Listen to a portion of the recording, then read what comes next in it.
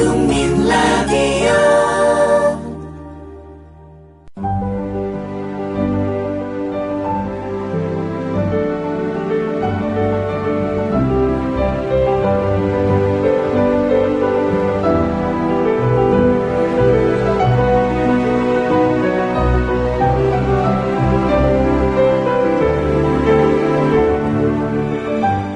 하종강의 노동학개론.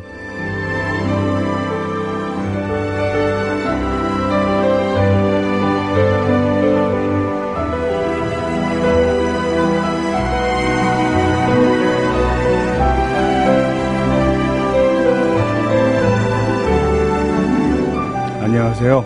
하종강입니다. 한가위 연휴가 끝났습니다. 연휴 기간 동안에도 서울 해화동 재능교육 농성장을 지킨 사람들이 있었습니다. 그 중에 한 분이 김정도 씨입니다. 책을 읽을 시간이 있었던지 제가 오래전에 쓴 책의 한 구절을 페이스북에 올렸더군요. 다음과 같은 내용입니다. 학생운동도 했고 노동운동도 하면서 싸운 사람에게 그렇게 앞장서서 싸우는 이유가 무엇이냐고 물어본 적이 있습니다. 그 사람이 이렇게 답했습니다. 잘 모르겠어요. 싸움이 벌어지면 제가 그냥 앞에 서 있더라고요. 그런 순간이 감동적입니다. 또 다른 노동자에게는 노동자 간부를 왜 맡았냐고. 그 남자 노동자는 얼굴도 하얗고 말로 조용조용하게 하고 생전화 한 번 낼 적도 없는 사람처럼 보였는데 왜 노동자 간부를 맡아서 머리띠를 메고 있냐고 물었더니 그는 이렇게 답했습니다. 제가 어릴 때부터요. 남에게 뭔가 도움이 되는 사람이 되고 싶었거든요. 그렇게 말하는 사람들의 얼굴을 보면 마치 빛이 나는 것처럼 느껴집니다. 파업에 참여했다가 102억 원을 가압류당한 노동자가 있었습니다. 법률적으로는 그 사람이 앞으로 평생 버는 돈 중에 102억 원이 회사 몫이란 뜻입니다. 회사는 그 노동자에게 사표를 쓰면 가압류를 해제해 주겠다고 했습니다. 가족을 생각해서라도 사표를 쓰고 그게 말하자면 102억 원짜리 사표인 거죠. 회사를 그만두는 것이 마땅할 것 같은데 마다하고 계속 싸우는 이유를 제가 그에게 물었습니다. 그러니까 그 노동자는 평생 벌어서 그 돈을 다 갚는 한이 있어도 노동운동을 계속하겠다는 것이었거든요. 그 노동자에게 어떻게 그렇게 할 수 있느냐라고 물으니 그는 이렇게 답했습니다. 힘들 때일수록 원칙으로 돌아가야지요. 힘들 때일수록 원칙으로 돌아가야 한다고 생각하는 사람들은 추석 연휴 동안에도 계속 농성장을 지키는 등 외로운 싸움을 계속했습니다. 오늘 24번째 노동학개론은 그렇게 원칙을 지키는 사람들, 소수 안에 또 다른 소수와 함께 하려고 합니다.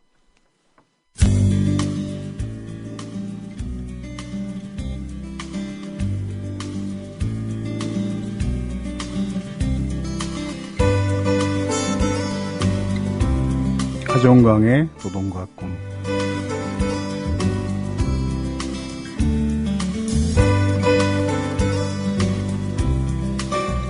제가 전에 한번 이 방송에서 현대자동차 산해하청 노동자 최병승 씨 이야기를 한 적이 있었죠. 최병승 씨를 노동대학 수업 시간에 강사로 초청했었는데 그는 건네준 마이크를 탁자 위에 내려놓더니 첫 마디부터 경주 마리나 리조트 붕괴 사고로 대학생 10명이 사망한 거 아시죠? 그때 같이 사망한 비정규직 레크레이션 강사가 있었다는 것도 기억하십니까? 한국 사회에서 비정규직 노동자는 그런 존재입니다. 라고 호소하듯 높고 큰 생 목소리로 말하기 시작했습니다. 저는 저 목소리 어떻게 2시간 동안 강의를 하나 덜컥 걱정이 들기도 했죠. 그런데 우리나라 비정규직 산해하청 노동자들의 투쟁을 직접 중립에서 이끌었던 최병승 씨 이야기를 들으면서 사람들은 온몸에 전율이 흐르는 그런 놀라운 체험을 했습니다. 한국 노동운동은 노동자들이 수없이 목숨을 끊으면서 그 전통을 이을 수밖에 없었는데 최근 최병승 씨는 그 중심에 있었던 사람이었거든요. 2010년 7월 대법원은 최병승 이 사건에 대해서 내용상 도급이 아니라 파견으로 볼 수밖에 없다는 취지의 판결을 했습니다. 2년 이상 파견 노동자를 사용하면 원청회사가 직접 고용해야 한다고 법에 규정돼 있으니까 현대차에서 2년 넘게 일한 사내하청 노동자들은 현대차 정규직 노동자로 인정해야 한다는 뜻입니다. 그 뒤 현대차 사내하청 노동자 1,569명이 같은 내용의 소송을 제기했고 기아차 사내하청 노동자도 520명이 소송을 제기했습니다. 최근에는 삼성전자 서비스 협력업체 노동자 1,004명도 비슷한 내용의 소송을 제기해서 진행 중입니다. 앞으로 사회에 큰 영향을 미치게 될 현대차 사내하청 사건에 대한 법원 판결을 코앞에 두고 현대차 노사 간의 합의가 이루어졌다는 소식이 들렸습니다. 2015년 말까지 사내하청 노동자 4,000명을 정규직으로 신규 채용한다는 거죠. 모든 민형사상 소송을 취하한다는 내용도 합의에 포함됐습니다. 회사는 기다렸다는 듯이 소송을 제기한 노동자들 면담에서 인감증명서를 받았고 소취하서를 제출했습니다. 법원은 선고를 연기했습니다. 언론에서는 현대차 불법 파견 문제가 해결됐다고 보도했고 문제 해결의 단초를 마련했다. 이런 평가도 운동권 내에서 따랐습니다. 그런데 현대차와 사내하청 업체들, 현대차 정규직 노동조합, 아산 전주의 비정규직 지회가 마련한 이 합의안에 대해서 최병승 씨가 소속되어 있는 울산 공장 비정규직 지회는 동의하지 않았습니다. 합의서 어디에도 불법 파견이라는 단어를 찾아볼 수 없고 재발 방지 대책도 없는 등 오히려 이 합의는 사내하청 노동자 일부를 신규 채용한다는 구실로 불법 파견 노동자를 합법 도급 노동자로 변환시켜주는 회사에 면죄부를 주는 합의라는 거죠. 그동안 현대차의 불법 파견을 둘러싸고 220명이 해고됐고 2명이 분신했습니다. 울산 공장에서만 비정규직 노동자가 20번이나 구속됐고 노동자들은 열살을 2명이나 가슴에 묻어야 했습니다.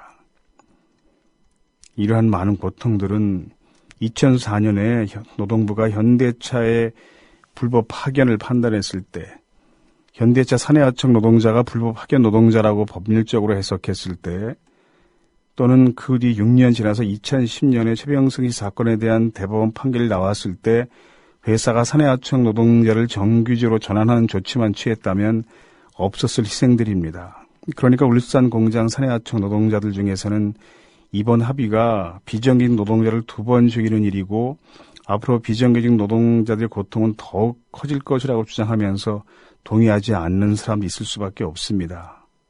이들은 앞으로 외로운 소수로 남아서 상급단체나 다른 운동 조직들이 적극적으로 지원하지 않고 외면하는 그런 외로운 싸움을 계속해야 할지도 모릅니다.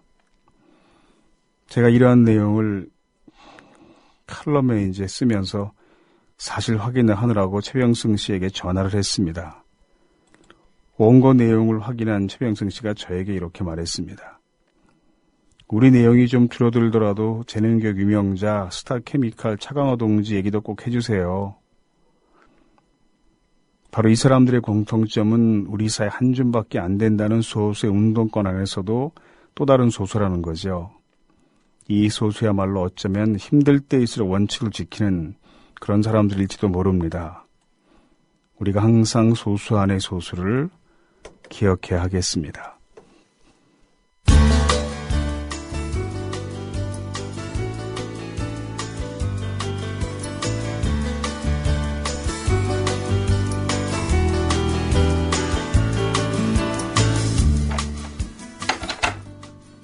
실례합니다. 지나가는 나그네 온데 물 한 잔 얻어 마실 수 있겠습니까? 네, 어서 오십시오. 네, 안녕하세요. 만화가 조호민입니다. 네, 어색한 사이의 하종강입니다. 이 코너 이름이 이제 하종강의 어색한 사이잖아요. 근데 다른 코너와 달리 시그널 뒤에 하종강의 어색한 사이, 이게 어느 순간인가 없어져 버렸어요. 네, 없어졌습니다. 예, 기억해 주시고요. 이 코너 이름 정말 잘 지었다. 이런 분들이 계셨거든요. 들을수록 어색하다. 전 이제 어색하지 않아요. 전 그래요? 그냥 아무렇지도 않게 할 수 있어요. 네.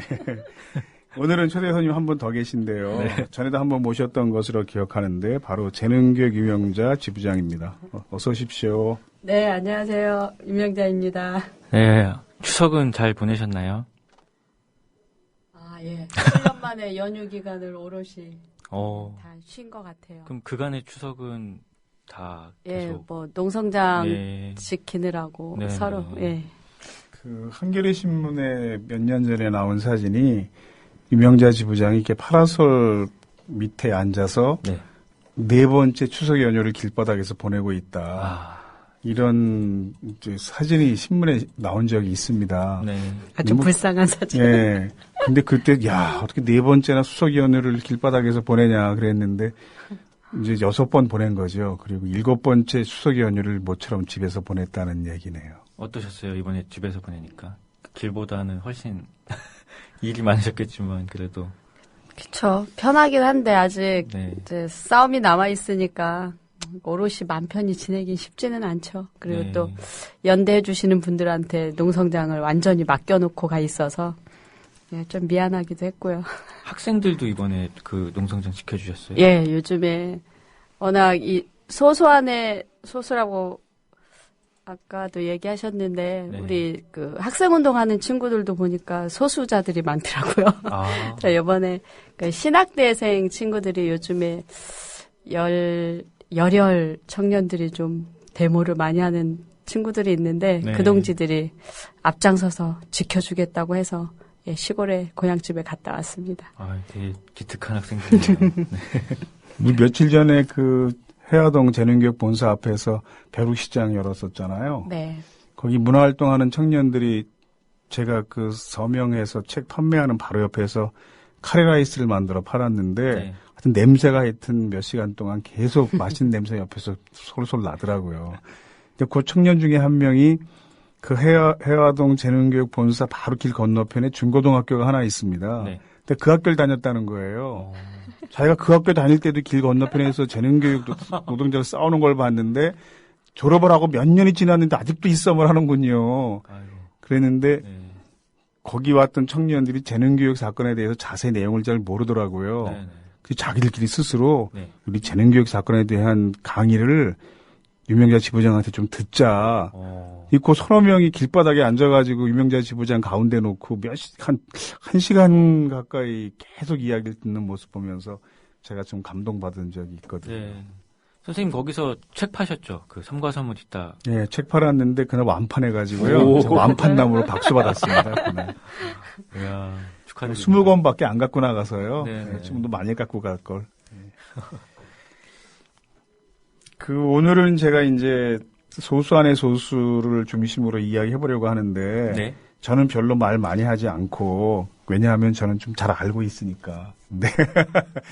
우리 지난번에 최규석 작가가 왔을 때 제가 말하지 않겠다고 하면서 계속 말했다고 나중에 욕 많이 먹었거든요. 저는 정말 제가 이야기해야 할 부분 말고는 별로 말하지 않고요. 네. 주호민 씨가 원래 이 방송에 참여할 때 컨셉이 뭐냐 하면 노동 문제 전혀 모르는 사람이 와서 순진하게 아무 질문이나 막 던지는 이런 컨셉이었는데 컨셉이 아니고 진짜 몰라요. 네, 근데 20몇 번 하는 동안 이미 막 굉장히 유식해졌어요. 그래서 지난번에도 저는 이미 노동상권이 뭔지 아는 사람이기 때문에 무식한 데에선 벗어났다 이런 이야기를 하던데 네. 주방께 3년이면 라면을 끓인다고 나도 벌써 20몇 회 하는 동안 노동 문제에 대해 무식한 사람은 아니다 이렇게 이야기하던데 이제 무식을 가장하고 이 질문 저 질문 막 하는 것으로 일단 가보려고 합니다. 네. 그래서 오늘은 우선 유명자 지부장 또 최병승 동지 그다음에 보건복지정보개발원에 또 봉혜영 분회장이 있어요. 이렇게 이제 같이 이야기를 해보려고 하는데 시간이 허락하는 대로 네, 저는 일단 잠시 입을 닫겠습니다. 네. 그럼 제가 하나씩 여쭤보겠습니다. 아까 계속 소수 안에 소수라는 단어가 나왔는데, 지부장님께서는 어쩌다가 소수 안에 소수가 되셨나요? 그 이유가 어떻게 되나요? 항상 다수가 되고 싶었고요. 네. 워낙 또 노동조합 싸움이라는 게 이렇게 흔히 말하는 조합원들의 쪽수가 있어야 자본도 네네. 이렇게 많이 내주기 때문에 소수가 되려고 생각했던 적도 없고 소수가 될 거라고도 생각 안 했는데 길게 싸우다 보니 워낙 그 싸움을 시작했던 요구들이 자꾸 뭐 지치고 그리고 주변에 의해서 아니면 아까도 이제 언급하셨는데 뭐 이런 상급단체 노동조합에 있는 노조의 상급단체들 이런 데서 자꾸 전혀 받아들일 수 없는 그런 합의안들을 강요했다고 할까요? 좀 그러다 보니 네. 사실은 그런 게 받아들여지지 않더라고요. 그러니까 네. 뭐 누구에 의해서 강요하거나 아니면 뭐 떠밀려서 소수 안에 소수로 있는 건 아니고요.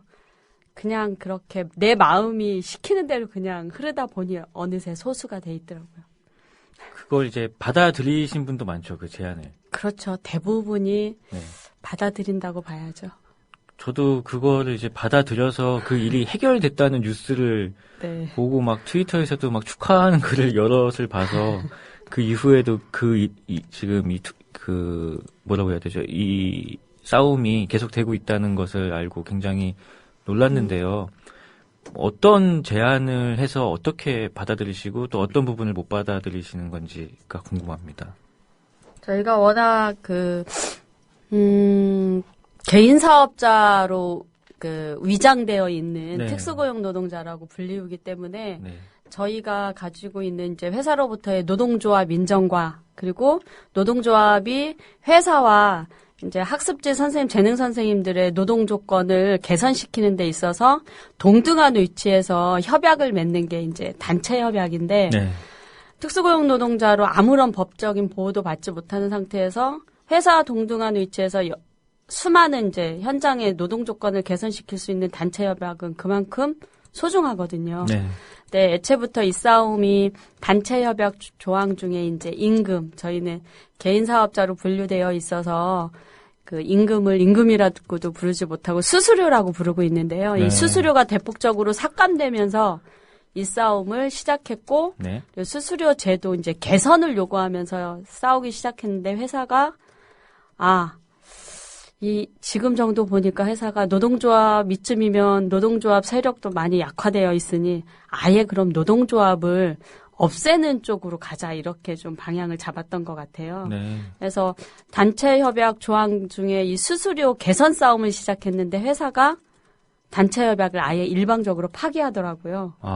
예. 파기를 했고 그리고 단체 협약 조항에 노동조합 활동만 보장받는 이제 전임자라고 있는데 전임자인 저와 또 이제 한 명의 사무장 두 사람을 해고시키면서 네. 이제 싸움이 확대가 된 거죠. 네. 그러다 보니 그 다음부터는 이제 단체 협약 원상 회복해야 됐고, 네. 그리고 해고자들이 그 이후에 계속 현재까지 싸움 마지막까지는 해고자가 11명이었어요. 네. 그래서 해고자들을 전원 원직복직 해라 이렇게 요구하니 임금제도 개선 싸움에서 단체 협약 원상 회복과 해고자 전원 복직 싸움으로 이제 확대가 된 거예요. 네. 근데 이제 마지막 마무리는 싸웠던 이제 다수 조합원들이 이 해고자 복직만을 합의를 하고 네. 애초에 싸움의 요구안이었던 단체 협약 원상 회복이 되지 않은 상태에서 다수의 조합원이 회사와 이제 합의를 해버린 거죠. 네. 그러니 저희는 해고자가 돼서 해고자 복직을 처음부터 시작한 게 아니라 단체 협약 원상 회복 싸움을 하다가 해고자가 됐거든요. 그러니까 네. 우선 단체 협약 원상 회복이 되는 싸움을 포기할 수가 없었죠. 그러니까 회사가 만든 프레임에 약간 말린 건가요? 대부분이 그러죠. 긴 싸움에서 이제 회사가 어떤 안을 네. 이렇게 툭 던지게 되면 긴 싸움에서 조합원들 간에 받자, 받지 말자, 아니면 우리가 실력이 이거밖에 안 된다, 이 정도에서 끝나고 훗날을 도모하자, 이런 등등의 네. 여러 가지 이제 의견이 분분하게 되는 건 당연하죠. 네. 예, 그런 와중에 이제 이렇게 이제 서로가 다 동의하지 않는 상황이 됐죠. 네. 그럼 지금 싸우고 계신 분은 지부장님 포함해서 몇 분이에요?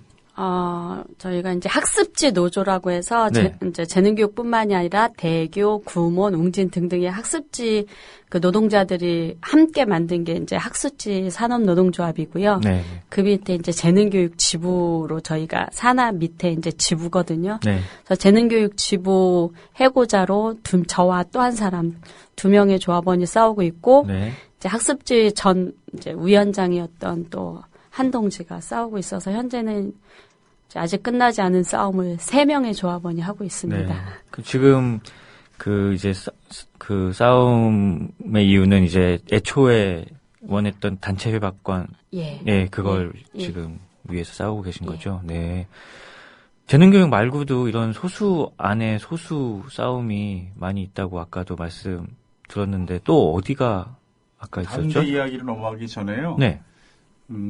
그 재능교육 농성장이 지금 이제 해화동 본사 앞에 있잖아요. 네. 근데 그걸 얼마 전부터 이제 본사에서 영역들을 동원해서 또 강력히 철거하기 시작했어요. 그래서 또 지금까지 이제 100번은 좀 안 될 것 같은데 그 농성장의 천막이나 파라솔이나 이런 것들이 100번 가까이 철거당했고 100번 가까이 다시 치고 막 이랬거든요. 네. 근데 지난번에 우리가 벼룩시장 할 때 보니까 거기 이제 회사 앞에다가 철망을 설치하려고 기둥 그냥 아시바라고 그러잖아요. 두꺼운 쇠파이프. 네네. 그걸 쫙 설치해놨더라고요. 그래서 오히려 벼룩시장 할 때는 거기 옷걸이 우리가 사용하면서 거기 전수막도 쉽게 붙일 수 있고 오히려 잘 사용을 했습니다. 근데 투쟁하는 이 장기 투쟁하는 노동자들에게 투쟁에 필요한 각종 물품들을 싼 값에 공급하는 회사들이 또 있습니다. 네. 근데 그런 회사에 우리가 이제 요청을 했었는데 재능농성 투쟁은 이미 끝난 투쟁이기 때문에 할인 판매하는 혜택을 줄 수 없다. 아이고. 이런 내용의 답을 또 받았대요. 네. 그래서 제가 이제 소수 안에 소수라는 건 이런 거죠. 그러니까 재능교육 투쟁이 이미 끝났다. 노사 간에 합의했다. 검색해 보면요, 그 노사 간에 합의하면서 찍은 사진들도 있어요. 이렇게 노동조합 간부들이라고 자처하는 사람들, 또 회사 경영진들이 같이 합의하고 나서 아주 화목하게 찍은 사진도 보면 찾아볼 수가 있는데 그런 사람들이 있는가 하면 근데 이미 재능교육 투쟁이 끝났다고 주장하는 사람들과 정치적 입장을 같이 하는 사람들이 또 많이 있으니까 그런 사람들이 운영하는 기업체에서는 왜 이미 끝난 싸움을 계속하고 있느냐 이러면서 결국 소수 안의 소수가 될 수밖에 없다 이런 생각이 드는 거죠. 그랬고 그다음에 이제 지금 남아있는 조합원 중에서 더 작은 소수가 남아서 이 싸움을 계속하고 있는 거잖아요. 그 비슷한 사업장이 뭐 보건복지정보개발원도 있고요. 제가 좀 전에 이야기 현대차 비정규직 지회도 있고요. 그다음에 스타케미칼이라는 회사도 있고요. 그런데 요 중에서 현대차 비정규직 지회에 관한 이야기부터 제가 조금 해보고 그다음에 다시 이제 보건복지정보개발원의 봉혜영지 분회장 연결해서 세 분이 이야기를 나눠봤으면 좋겠습니다. 네. 그 현대자동차는 사내 하청 노동자 문제 말씀하시는 거죠. 선생님, 그 사내 하청이 뭡니까? 알면서 물어보는 게 양력한 질문인 것 같은데 글자 그대로 회사 내에 있는 하청회사라는 뜻입니다. 예전에 이제 소사장 이런 말도 많이 썼는데요. 실제 생산 공장에 가보면 생산 라인이 쭉 진행되고 있잖아요. 그럼 중간에 요만큼이 작업복 색깔이 다른 사람들이 있는 데가 있어요. 그리고 아예 작업복 색깔 다른 사람들이 중간에 드문드문 섞여 있는 데도 있고 이렇게 분리되어 있지 않고 그래서 저 사람들의 작업복 색깔이 다릅니까? 물어보면 사내하청이에요. 이런 경우도 있고 소사장이에요. 이런 경우도 있는데 예를 들어서 소사장이라는 것은 공정 중에 일부를 한 200명이 있는 생산 라인이다. 그 중에 한 10명 내지 20명 정도를 떼어서 다른 작은 사장에게 그 사람들 업무만 따로 주는 겁니다. 그럼 요 소사장들은 생산 설비나 이런 건 전혀 없이 사람들만 데리고 와서 그 공정을 맡아서 진행하는 거거든요. 이런 게 이 소사장입니다. 근데 소사장이 이렇게 소사장에 소속되어 있는 노동자들이 부서별로 독립되어 있을 수도 있고 드문드문 섞여 있을 수 있는데 이건 다 회사가 볼 때 이제 장단점들이 있습니다. 왜냐하면 물론 이렇게 소사장에 소속되어 있는 사람들을 즉 사내하청에 소속되어 있는 사람들을 일정한 부서에만 이렇게 모아놓으면 여러 가지로 뭐 용이한 점이 있어요. 인사노무 관리상에. 근데 만약 파업이 벌어지거나 이럴 때 업무가 중단되는 일이 발생하거든요. 근데 이런 사내하청이나 소사장제에 속해 있는 노동자들을 드문드문 섞여 놓으면요. 정규직이 파업을 해도 드문드문 섞여 있는 사내하청 비정규직들이 그 업무를 계속 수행하기 때문에 네. 생산 라인이 근근히 유지가 되는 또 이런 점이 있습니다. 그래서 꼭 소사장제나 사내하청은 인건비를 절약하고 한다는 것 외에 노동자들의 단체 행동권을 무력화시킨다. 이런 그런 문제들이 측면도 가지고 있고요. 예. 쉽게 말하면 소사장이나 사내하청은 그런 겁니다. 예전에는 소사장이란 말을 많이 썼는데 요즘은 사내하청 뭐 이런 얘기를 많이 하죠. 근데 그런 단점이 있음에도 불구하고 그렇게 계속 그런 제도를 유지하는 이유가 뭐 장점도 있는 거예요? 뭐 회사에서 아니면은 회사 입장에서 양쪽 입장에서요. 그러니까 노동자 구직하는 입장에서는 입장에서도 장점은 전혀 없고요. 전혀 없어요? 회사 입장에서는 인건비를 절약할 수 있죠, 일단. 네. 그 정규직 노동자와 다르게 이 사람들은 형식상 소속돼 있는 사장이 다르잖아요. 네네. 현대차에 와 있지만 현대차 내 일정 부분의 업무를 맡은 사내하청 사장, 사내하청 회사에 소속돼 있는 노동자들이기 때문에 네. 현대차 정규직 노동자만큼 임금 주지 않고 복지 혜택을 받지 않아도 즉 그 차별적인 노동 조건을 적용하는 것이 가능하기 때문에 네. 가장 중요한 목적은 회사로서는 노동 비용을 절약하자는 거죠, 우선. 그럼 이것도 뭐 취업난 때문에 이렇게 생기거나 아니면 계속 유지가 되고 있는 건가요? 그래도 일할 사람이 있으니까 계속 하는 거 아니에요? 그렇죠. 만약에 이 사람 사내하청이나 소사장 밑에 들어갈 사람이 전혀 없다면 네. 회사가 이렇게 운영할 수가 없죠. 그런데 이렇게 낮은 조건의 노동 조건을 차별적으로 적용해도 거기 일하겠다고 찾아오는 노동자는 많으니까 네네. 일자리는 적고 일하고 싶은 사람은 많으니까 운영되는 게 가능한 제도죠. 네. 그러면 이 사내하청 노동자는 일종의 파견직인가요? 파견? 그게 이제 법률적으로 문제가 되는 건데요. 네. 사내하청이라는 명칭 자체가 불법은 아니에요. 네. 근데 지금 보면은 용역회사들이 많이 있잖아요. 예, 예. 주호민 작가가 노동 현장에 취업하고 싶다. 네. 일단 그 인력 파견회사, 용역회사를 찾아가면 됩니다. 네. 그러면 거기서 사람 신분조에 그렇게 뭐 엄격하게 하지 않고 네네. 그냥 굉장히 열악한 제조업체지만 노동자를 파견해줘요. 네. 그래서 예전에 이제 언론사 기자들이 직접 노동 현장에 들어가서 노동자의 삶을 몇 달 동안 겪어보고 쓴 기획 기사가 있었는데 네. 그때도 기자들이 그런 방식으로 우선 손쉽게 노동자가 될 수 있었습니다. 네. 그러니까 예전에는 위장 취업이 상당히 어려웠지만 80년 요즘은 저도 마음 먹으면 어느 인력 회사에 찾아가서 네, 일하고 싶습니다. 일자리가 없습니다. 그러면 아주 열악한 제조업체의 생산 라인에 저를 파견시켜 줄 수 있고 네. 거기 이렇게 신원조회가 엄격하지 않아요. 요즘 네. 워낙 열악한 자리고 이직률도 심하니까. 네. 나이 때문에 안 되실 것 같은데. 거기서 나이는. 그런가? 내가 비교적 동안인데 좀 나이를 속일 수는 없겠나? 하여튼. 나이가 또 있네요. 저는 이제, 그래서, 생산 현장에 이제 파견 노동자들이 많이 있거든요. 네. 근데 파견은 지금 32개 직종에 가능하도록 허용돼 있는데 제조업체 생산직은 파견이 불가능한 업종입니다. 아, 예. 그러니까 파견 이런 말을 쓰지 않고 사내하청 이런 말을 쓰는 거죠. 네. 근데 사내하청 자체가 불법은 아닌 것이 제조업체 생산직의 파견은 불법인 도급은 불법이 아니에요. 그러니까 파견과 도급의 차이가 뭐냐 하면 네. 파견은 업무의 지시를 원청회사로부터 네, 네. 받는 게 파견이고요. 네, 네, 네. 그러니까 현대차의 사내하청 노동자가 생산 업무에 관한 지시를 현대차 직원으로부터 네, 받았다. 네, 그러면 그렇죠. 이건 법적으로는 파견으로 봐야 되고요. 네. 그다음에 현대차의 관리자로부터 전혀 지시받지 않고 그 사내하청 노동자들이 완벽하게 독립적으로 업무를 수행했다. 그러면 네. 이건 도급입니다. 네. 도급은 합법이고 파견은 불법이에요. 생산직에는. 아, 네. 이게 항상 문제가 되니까 회사는 도급이라고 주장하고 노동자들은 파견이라고 주장하는데 법적으로는 파견이다. 이게 대법원 판결인 거죠. 네. 그럼 파견이 되면 뭐가 달라지냐 하면 파견 노동자는 2년 이상 사용을 하면요. 원청회사가 직접 고용해야 돼요. 아. 어차피 필요한 직종이니까. 네네. 그래서 만약 이것이 파견으로 인정이 되면 불법 파견이라고 해도 2년이 지나면 현대차 정규직 노동자로 봐야 한다. 네. 이런 해석이 뒤따르게 되는 건. 네. 항상 그래서 그게 문제가 되는 거였군요. 네.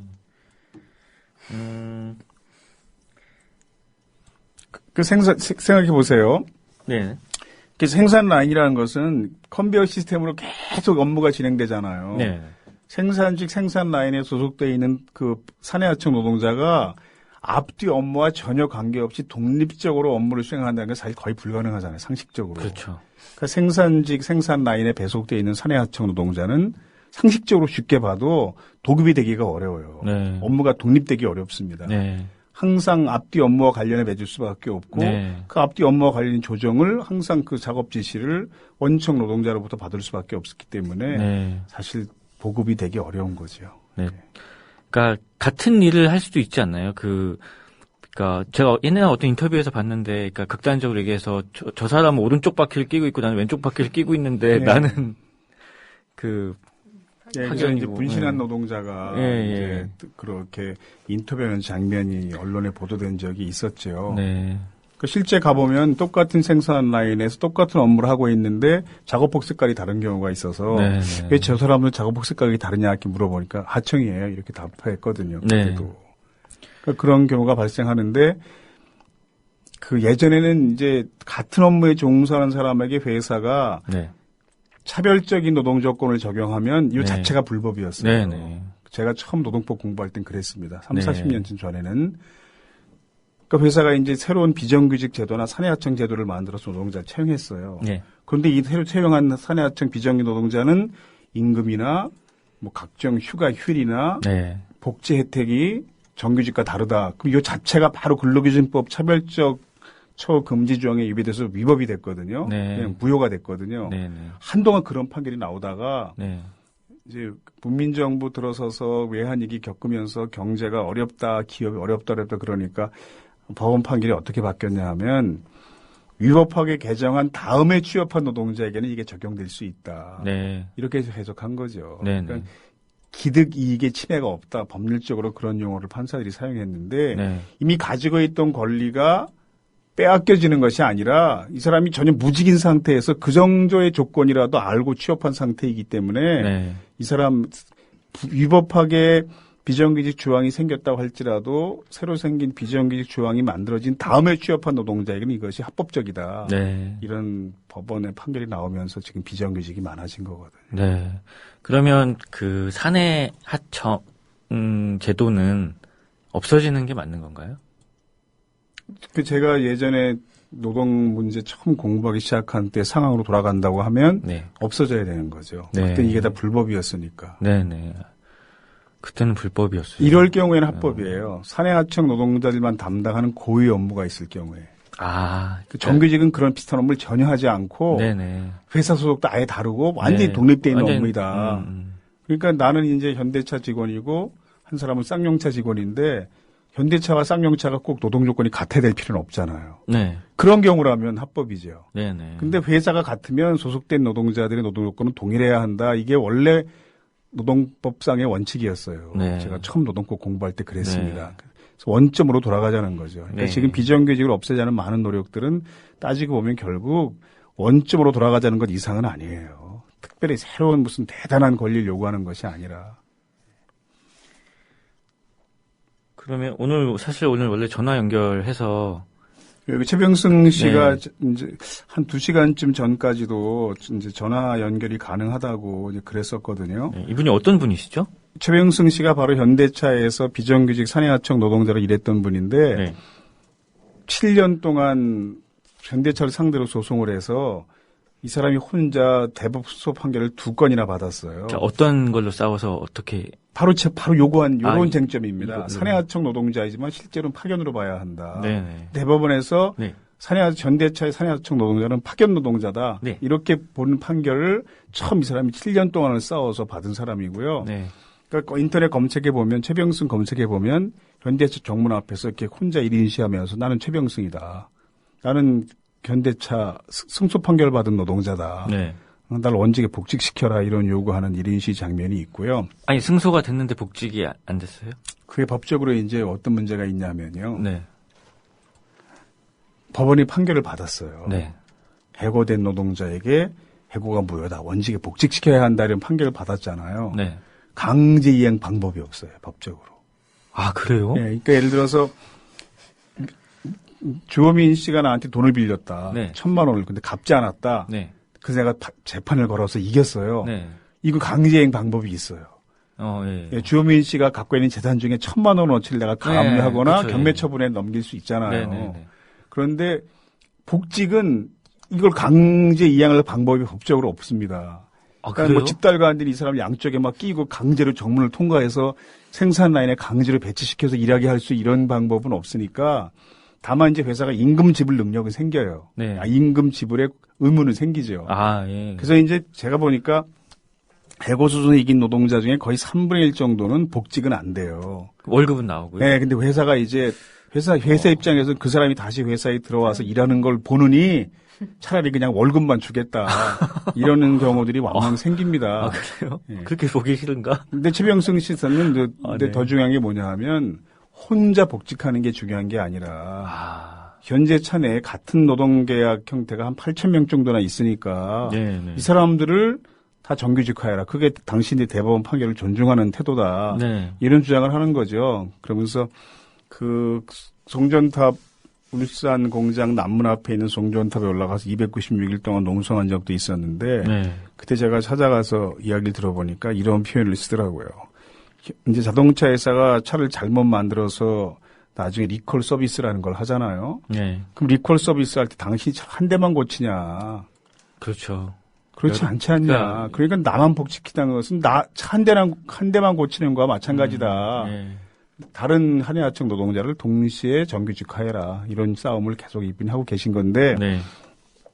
이 추석 연휴 때 이제 집에 갔다가 급성 장염에 걸렸대요. 아이고. 그래가지고 많이 드신 거 아니에요, 너무? 방금 한 10분 전에 들어온 카톡인데 이런 카톡을 최병 씨가 보냈어요. 네. 선생님 기다리다가 다시 배가 아파서 이제 응급실에 실려가가지고요. 아, 그 정도예요? 어제 저녁 응급실에 실려갔는데 아. 제가 전화해 보니까 오늘 오전까지 응급실에 그냥 있더라고요. 링거 맞으면서 네. 그러니까 굉장히 심하게 아팠나 봐요. 네네. 그래서 다시 이제 배가 아파가지고요. 거의 화장실에서 하루에 거의 절반을 생활하고 있는 상황이라 아유. 에, 제 조건 생각해서 이번만은 빼주시는 걸로 알겠습니다. 그래서 방송 중이시라 전화하기가 뭐해서 카톡 남깁니다. 그래서 아이고, 네. 다음에 꼭 한번 하는 걸로 해서 네. 최병승 씨나 현대차 산해하청 이야기는 다음에 자세히 더 듣는 거로 하고요. 네. 근데 왜 이분이 소수 안에 소수가 됐냐 하면 네. 이 법원 판결을 코앞에 두고 노사 간에 이제 합의가 이루어졌는데 네. 현대차 공장이 울산에만 있는 게 아니잖아요. 네네. 전주에도 있고 아산에도 있고. 네. 근데 전주, 아산, 울산 공장에 다 산해하청 노동자들이 있습니다. 그리고 산해하청 노동자들이 만든 비정규직 지회 노동조합도 있고 네. 4,000명을 신규 채용하겠다. 이런 합의를 하면서 노동자들이 소송을 취하기로 했다는 건데 그 합의에 이제 현대자동차, 전주공장, 아산공장, 산해하청 비정규직 노동자들은 합의를 했고 네. 최병승 씨가 소속돼 있는 울산공장 비정규직 지회는 그 합의에 참여하지 않은 거거든요. 네. 이제 유명자 지부장이 조금 전에 이야기한 네. 네. 내용과 비슷한 상황인 비슷하네요. 거죠. 이 정도의 합의라면 우리가 그동안 이렇게 싸울 필요가 없었다는 네. 겁니다. 수많은 희생을 치르며 싸웠는데 결국 우리가 회사에 면죄부를 주면서 이런 합의를 하면 이 싸움을 끝내야 되겠느냐. 네. 네. 그러니까 이건 원칙에 어긋나는 것이다. 이런 주장하면서 계속 싸우는 소수가 될 수도 있고 그러면 현대차의 정규직 노조들은 그 합의에 참여했으니까 네. 이 비정규직 지회가 현대차 정규직 노조의 지원을 받지 못할 수도 있습니다. 네. 그러면 또 외로운 소수가 될지도 모르는데 그러네요. 물론 그렇게 되지 않도록 많은 사람이 연대해야 되겠지만 네. 그래서 소수 안에 소수가 될지도 모른다. 이런 네. 생각을 한 거죠. 그러면 다른 이제 보건복지정보개발원하고 스타케미칼도 뭐 비슷한 상황인 건가요? 그 얘기는 이제 저는 얘기할 만큼 했으니까 네. 이제 앞으로 하지 않겠고 또 제가 그랬잖아요. 저는 오늘은 얘기 많이 하지 않고 그러니까 유명자 지부장하고 주호민 씨가 같이 이 코너를 네. 유명자 지부장이 게스트로 나오셨지만 거의 보조 진행자처럼 오늘 역할을 네. 해주시기 바라고요. 그래서 그 현대차 산해하청 이야기는 나중에 최병승 씨 연결해서 네네. 다시 얘기 듣기로 하고요. 그다음에 나머지 소수 안에 소수에 관한 이야기는 유명자 지부장하고 네. 우리 주호민 작가하고 같이 이야기를 많이 해주시고요. 네. 우리 보건복지개발원 동지는 전화 연결될 것 같습니다. 그러니까 전화해서 같이 이야기 나누고 그랬으면 좋겠습니다. 그 전에 이제 유명자 지부장이 오늘 나오셨으니까요. 네. 그 연대하는 사람들 있잖아요. 재능교육 투쟁에 대해서. 근데 연대하는 사람들도 이렇게 나뉘어져 있는 거예요. 그래가지고 종탑 투쟁을 할 때 비난하는 그 종탑 투쟁을 있었어요. 연대했던 사람 중에서는 당신들이 옳아요. 막 이러면서 절대 용서하지 마십시오. 막 이렇게 결국 그 유명자 지부장을 지원하는 사람들에 대한 비난인데 예, 이렇게 연대하는 사람도 있었고 네. 그러니까 연대하는 시민들도 이렇게 나뉘어져 있는데 그 시민들에게 연대하는 시민들에게 유명자 지부장이 마지막으로 하고 싶은 이야기 들으면서 다음 이야기로 넘어갔으면 좋겠습니다.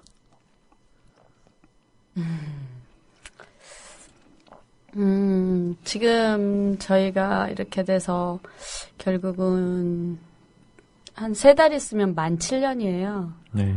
예, 거리에서 이제 천막치고 농성을 시작한 지가 만 7년인데, 그 합의를 이룬 시점이 이제 작년 여름 8월 달인데요.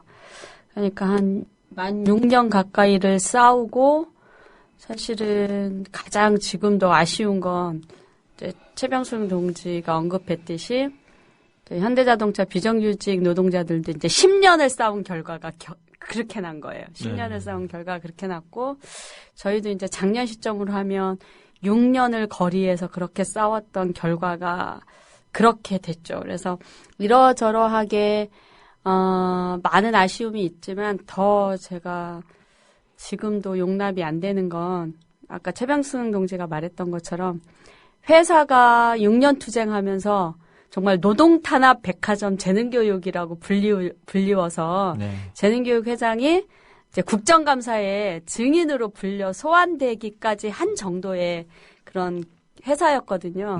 근데 그 합의서 절대로 받을 수 없는 그런 합의서 하나로 그 우리가 흔히 이제 좀 말하는 악질 자본 막 이렇게 표현을 했는데 그런 재능교육이 완전하게 한마디의 사과도 없이 6년 동안 오로지 노동조합을 없애고 싶어서 행했던 이런 모든 행위들이 한마디의 사과도 없이 그냥 다 끝나버렸어요. 그것도 6년간을 투쟁했던 조합원들에 의해서 회사가 완전하게 면죄부를 받은 거죠. 그래서 지금도 투쟁사업장이라고 지금 재능교육을 투쟁사업장이라고 이 노동운동 진영 내에서도 투쟁사업장 뭐 지원하지 않거나 이런 거는 그냥 받아들일 수 있는데 투쟁사업장도 이제 아닌 거죠. 그러니까 자본에게 이런 면죄부를 주고 그리고 더 이상 싸움을 하지 못하도록 이제 만들어버린 게 참 가장 안타깝고 그런 거에 또 감정의 반대급부로 이 싸움을 포기할 수가 없는 것 같기도 해요. 지금. 예. 앞으로의 전망이나 뭐 그런 거는 어떠신가요? 뭐 계속 싸우실 텐데 앞으로 또 계속 어려움이 있으실 테고 그런데 네 말씀해 주세요. 뭐 그냥 지금 현재 합의안을 받고 복귀한 조합원들 아직 싸우고 있는 조합원들이 이렇게 상황이 되기 전에도 재능교육 싸움은 한 번도 주목을 받거나 집중을 받은 적이 없어요. 워낙 처음 시작 투쟁부터 좀 많이 고립돼서 외롭게 많이 싸웠거든요. 그러니까 이렇게 뭐 투쟁 사업장 중에도 우리 흔하게 이제 주목받고 좀 연대자들도 많고 관심 가져주는 사업장이 있는가 하면 그렇지 않은 사업장들이 많았거든요. 그래서 지금까지도 남아서 싸우는 분들이 남아 있다면 우리 투쟁은 이길 수 있을 거다. 항상 이렇게 얘기하면서 연대하시는 분들한테 부담을 팍팍 주기도 하는데 한 번도 이 싸움이 승리할 거다라는 생각보다는 한 번도 질 거라는 생각은 해본 적이 없어요. 질 거라는 생각은 해본 적이 없어서 말 그대로 조합원이 갈라진 상태에서 이제 핫쌤이 말씀하신 것처럼 연대자들도 이렇게 갈라졌는데 그럼에도 불구하고 어려운 상황에서도 주체는 싸울 수 있지만 연대하시는 분들이 이렇게 어려운 상황에 빠진 사업장에 한결같은 마음으로 연대해주기 쉽지 않거든요. 저는 항상 그분들 보면서 나라면 어땠을까? 근데 저는 못했을 것 같아요.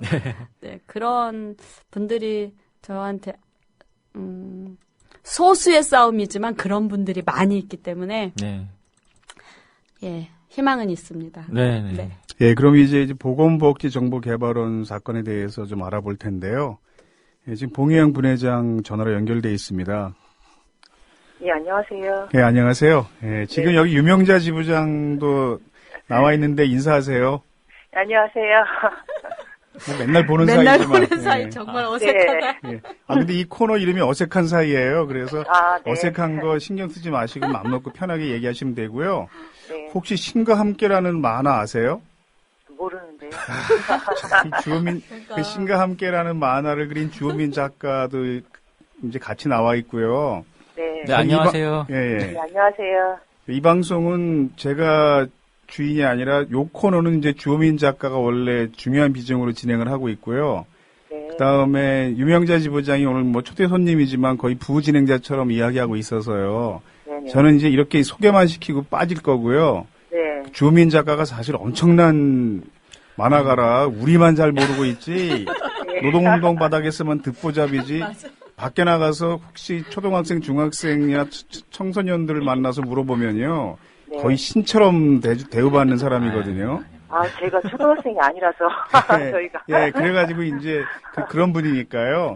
네. 근데 주호민 작가가 노동 문제에 대해서는 또 전혀 모르는 컨셉으로 이 자리에 나와 있어요. 그래서 네. 그냥 아주 잘 모르는 사람으로서의 무식한 질문을 막 던질지도 모릅니다. 네네. 그래서 주호민 작가, 또 유명자 지부장, 이 봉혜영 분회장 셋이 남은 시간 동안 한 15분 정도 되는데요. 네네. 예, 보건복지정보개발원 사건을 전혀 모르는 사람들에게 이번 기회 알리자 이런 취지로 이야기를 해주셨으면 좋겠습니다. 예, 이런 자리를 만들어주셔서 너무 감사합니다, 일단. 예. 네, 제가 그럼 여쭤보겠습니다. 네. 네. 보건복지정보개발원이 어떤 곳이죠? 그 복지부 산하 공공기관으로서요. 네. 그 복지 프로그램 관련해서 그 시스템을 만들어서 네. 그 복지 관련된 일을 하시는 분들이 같은 프로그램을 깔아놓고 전에는 이제 서류 처리했던 걸 다 전산화 하면서 프로그램을 동시다발적으로 이제 사용하는 거예요. 그래서 네. 이제 공무원은 뭐 행복이음 프로그램을 사용하고 뭐 바우처, 보유, 그다음에 이제 보건소 이런 프로그램들을 만들고 사용하는 방법을 알려주고 이런 일을 주된 업무로 하는. 아, 그럼 일종의 IT 업무인가요? 그런 프로그램을 개발하고 네네. 보수하고 유지하고 하는 그 네. 곳이죠. 예. 그럼 저희가 오늘은 소수 안에 소수라는 주제로 이야기를 하고 있었는데요. 네. 보건복지정보개발원 사건이라는 사건은 어떤 사건인가요? 예. 그곳에서 한 500여 명 정도가 한국보건복지정보개발원의 직원이고 고객 상담 부서라는 부가 있는데 그곳은 100% 다 비정규직으으로 채워진 곳이에요. 네. 그곳에서는 이제 그 프로그램을 사용하시는 분들이 프로그램을 사용하시다가 문제가 발생을 하면 전화를 하셔서 도움을 요청하면 저희가 원격 처리를 해드리거나 프로그램 사용 설명을 해드리는 일을 주된 업무로 이렇게 담당하고 있었는데 네. 2012년 12월 28일자로 이제 150명 정도가 근무하고 있었는데 그중에서 42명이 전격적으로 이제 그들은 계약 종료 해지라고 얘기를 하지만 저희는 이제 해고를 당했죠. 네. 예. 참 어렵게 설명하시네. 쉽게 말하면 아까 말한 것처럼 정보개발원에서 이제 여러 가지 그런 이제 매뉴얼들이 나올 거 아니에요. 네네. 그러니까 이 싸우는 이 비정규직 노동자들은 네. 그것들을 그 관련된 공무원들이나 이런 사람들이 쉽게 새롭게 나온 매뉴얼이나 이런 걸 쉽게 설명해주는 그러니까 네네. 콜센터 상담원들인 예, 거예요. 예. 예, 뭐 다산콜이나 이런 네네. 것처럼. 근데 거기가 이제 다 이제 해고가 해고 되신 비정규직으로 일하다가. 네. 그러면 네, 그때부터 임용재 수장님이 예, 설명을 잘 해주셨습니다. 그럼 이제 복직을 위해서 싸우신 거예요? 네. 네. 그래서 지금은 어떻게 되었나요? 지금 이제 투쟁한 지 한 600일이 넘었고요. 네. 지금은 이제 그야말로 소수만 남아서 투쟁을 하고 있습니다. 네. 여기도 이제 저희처럼 일부 예, 왜 소수 안에 또 소수냐면 네. 예, 이 이제 분해로 정보개발원 분해도 싸웠다가 네. 이제 상급단체에서 네. 상급단체에서 이제 노동청과 정보개발원 이렇게 주체들과 상관없는 사람들이 네. 합의안을 받아와요. 네. 예, 합의안을 받아오는 게 당연히 이제 무기계약직이나 정규직으로 전환해서 해야 될 사람들, 이 사람들이 흔히 말하면 아까 말한 것처럼 2년 고용되면 2년이 지나고 나면 당연히 이제 정규직으로 전환돼야 되는 네. 대상의 그런 노동자들이거든요. 네. 근데 그 전에 해고를 시킨 거죠. 네. 예, 그래서 해고가 돼서 쉽게 말하면 이제 계약해진데 네. 그래서 싸웠는데 신규 채용안을 받아오는 거예요. 네. 이 현대자동차 비정규직처럼 2년 일했든 3년 일했든 5년 일했든 무조건 그 합의안을 받으면 내가 오늘 처음 입사한 신입사원이 되는 거예요. 그 비정규직으로 다시. 네. 그래서 신규 채용안을 받아와서 그걸 이제 상급단체에 있는 사람들이 다수의 조합원들을 설득해서 다수의 조합원들이 싸우는 사람 중에 또 다수의 조합원들은 합의하고 또 복직해버리고 네. 이제 여기 봉혜영 분회장님처럼 소수가 또 그 합의안을 받을 수 없다. 똑같네요. 그래서 분회장님과 3명이 남아서 싸우고 있다가 아, 결국은 3명. 지금 또 2명밖에 안 남았죠. 아, 지금 2분이 남았었어요. 네. 아, 정말 소수시네요. 네. 아, 이렇게 오늘 이렇게 박복한 사람들만 모여서 얘기를 하는지. 그러면 두 분은 어떻게 알게 되신 거예요? 이렇게 다른 투쟁 사업장들끼리 또 이렇게 연대를 하는 건가요? 예. 그렇죠. 저희가 이제 이 연대를 처음 투쟁하면서 연대를 하는 걸 처음 재능 연대를 했어요. 네. 저희는 이제 소위 이렇게 막 리얼하게 얘기해도 되는 건가요? 네. 그래? 그럼요. 네. 예. 종타파가 형성되기 전에 거기서 이제 처음 연대를 갖고 그 이후에는 이 방송 나가기 힘들겠다. 지금 왜요? 저는 들어도 몰라요, 지금. 저기에 올라갔다라는 얘기를 듣고 상급단체에서 주력으로 거기를 연대를 해서 저희는 처음엔 아무것도 모르고 네. 투쟁하는 노동자들 다 함께 한다라는 그 취지하에 거기 연대를 열심히 다녔죠. 예. 그러다가 이제 여러 가지 과정을 겪고 제가 학습지 노동자였거든요. 네. 그래서 이제 소위 말하는 재능 문제, 재능 투쟁에 대해서 어떤 어휘나 이런 것들이 되게 생소할 수 있는데 저한테는 되게 피부로 다가오는 부분들이 되게 많았고 그래서 환부단파, 뭐 종타파 이렇게 갈렸을 때 아, 종타파. 이렇게 갈렸을 때 훨씬 더 객관적으로 그 상황을 좀 돌아볼 수 있는 어떤 위치에 있었고 그런 것들이 좀 쉽게 좀 이렇게 친해지게 된 계기가 된 것 같아요. 네. 쉽게 말하면 학습지 노동자를 해봤었기 때문에 이제 작년 8월에 다수의 조합원들이 찍었던 합의안에 그런 거짓과 진실을 좀 알고 계셨군요. 예. 와닿으신 판단을 하신 거죠. 네. 그렇군요. 예. 그럼 앞으로 지금 계속 싸움이 계속 되실 텐데요. 네. 앞으로의 어떤 전망은 어떻게 보시나요? 글쎄요. 그런 얘기를 들었을 때 참 막막하시죠? 네. 막막하기보다 좀 그렇게 접근을 해본 적이 별로 없어요. 투쟁을 하면서 예. 사실은 네네. 투쟁을 처음 시작했을 때는 열심히 투쟁했고 상급단체랑 또 문제가 생겼을 때는 또 그걸 돌파하기 위한 어떤 매 순간 네. 내부적이든 외부적이든 어떤 문제에 봉착해서 그 문제를 어떻게 해결해야 되지라는 고민으로 좀 다가갔고요. 요즘 500일이 넘고 난 다음에는 어떤 전망에 대해서 주변에서 되게 많이 물어보게 되면서 네네. 과연 내가 이 싸움을 어떻게 시작했고 어떻게 끌고 가고 있는가라는 고민을 거꾸로 다시 시작하게 되는 시점인 것 같아요. 네. 근데 전망은 사실은 객관적인 어떤 상황들을 부여잡고 얘기하면 전망이 있다 없다라고 얘기할 수 있는데 그 전망은 결국 우리가 만들어내는 거라고 생각을 합니다. 네네. 되게 원론적인 얘기인 것 같은데 그게 정답인 것 같아요. 네. 네. 비슷하네요. 네. 그렇죠. 전망이 있냐 없냐 물어보면 그냥 그러네요. 네. 그날을 우물이었습니다. 보면서 싸워갈 뿐이죠. 네. 선생님 한 말씀 해주시죠. 이런 얘기를 이제 미국의 유명한 영화 배우 팀 로빈스가 네. 쇼생크 탈출.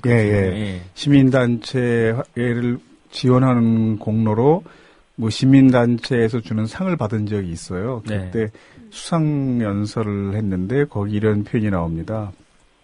노예제를 폐지하는데 400년쯤 걸렸다. 네. 그러면 노예제 폐지에 목숨을 걸고 평생 싸웠던 사람 중에 그 노예제가 폐지되는 거를 보고 죽은 사람이 많았겠습니까? 보지 못하고 죽은 사람이 많았겠습니까? 당연히 보지 못하고 죽은 사람이 많았겠죠. 그러니까 우리가 바라는 꿈이 내 생애 안에 꼭 이루어질 것인가, 이루어지지 않을 것인가와 무관하게 네. 우리가 어떤 방향의 삶을 살아야 할 것인가는 사실 명백하다. 네. 이런 이야기를 가끔 합니다. 사람들하고 같이. 네. 그러니까 오늘 우리가 주제로 선택한 소수 안의 소수란 사람들은 어려운 때일수록 원칙을 고수하는 그런 마음가짐을 가진 사람들인 거죠. 네. 거의 이제 시간 우리 끝낼 때 거의 됐죠. 네. 예, 그러니까 제가 마무리 말을 해야 되는데요. 네. 이렇게 싸우는 소수들에게 사람들이 많이 하는 이야기는 그렇게 싸울 수 있는 힘으로 다른 곳에 취업을 하면 충분히 돈을 벌고 살 수 있지 않겠느냐, 뭐 이런 지적들입니다. 네. 그래서 많이 그렇게 간 거예요. 돈을 벌러. 그러나 계속 남아있는 소수가 있는 겁니다. 네. 그러나 이렇게 끝까지 싸우는 사람들이 없다면 힘있고 돈 많은 사람들은 계속 약자들 향해서 횡포를 계속할 수밖에 없을 거고요. 그걸 멈추지 않을 겁니다. 네. 그러니까 누군가 끝까지 계속 싸워야 힘있고 돈 많은 사람들의 횡포를 멈출 수 있다고 보는 거죠. 네. 그리고 회사와 합의하고 복직하는 사람들도 결국 계속 싸우는 소수가 없었다면 그만큼의 권리도 쟁취할 수 없었을 겁니다. 네. 그런 의미에서 살아남아 있는 우리 모든 사람들은 계속 싸우고 있는 원칙을 고수하는 소수에게 빚진 사람들이다. 이런 생각이 오늘 들었고요. 네. 그런 생각으로 소수 안에 특별한 소수를 우리가 잊지 말고 그들을 영원히 기억하고 도와주자. 이런 생각으로 24번째 노동학개론 문을 닫겠습니다. 오늘 전화 연결해 주셔서 감사합니다. 예, 감사합니다. 네, 네. 고맙습니다. 또 나중에 뵐게요. 내일 봐요. 네, 수고하세요. 네. 이런 시간을 마련한 취지는 어쩌면 우리 누구도 소수 안의 소수가 될 수 있다.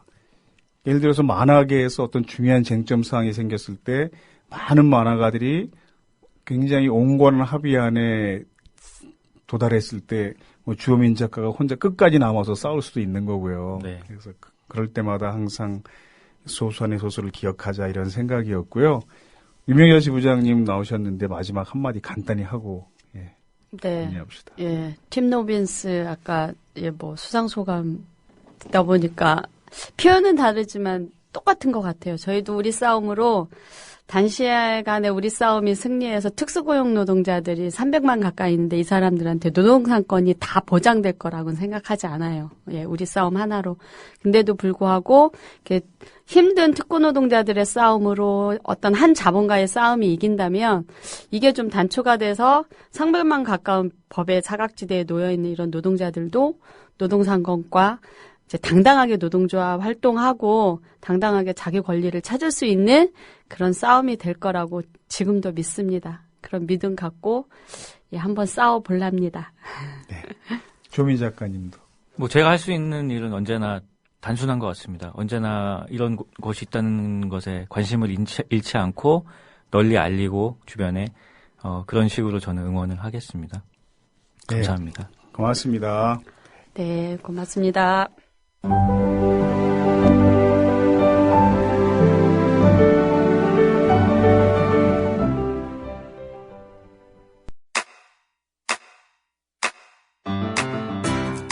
국민 라디오 지지하는 4가지 방법 아시나요? 다운로드하기, 별점 주기, 댓글 달기, 구독하기. 국민 라디오를 보다 많은 이들에게 전할 수 있는 가장 손쉬운 방법. 다운로드하기, 별점 주기, 댓글 달기, 구독하기. 잊지 마세요. 다운로드하기, 별점 주기, 댓글 달기, 구독하기.